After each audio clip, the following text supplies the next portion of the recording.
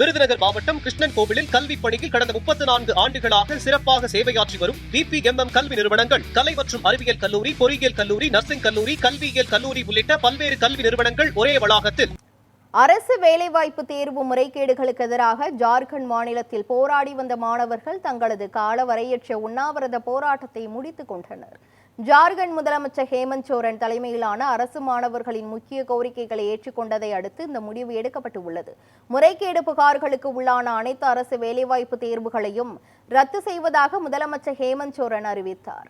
2014ஆம் ஆண்டு முதல் நடந்த அனைத்து தேர்வு முறைகேடுகள் குறித்து மாநில குற்ற புலனாய்வுத்துறை விசாரணை நடத்தப்படும் என்றும் அவர் தெரிவித்தார்.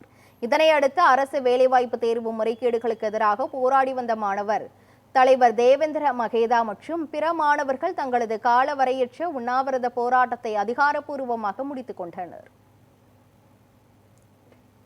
அதே நேரத்தில் தேர்வு முறைகேடுகள் குறித்து CBI விசாரணை நடத்தப்பட வேண்டும் என்ற தங்களது கோரிக்கையில் மாணவர்களில் ஒரு தரப்பினர் இன்னும் உறுதியாக உள்ளனர்.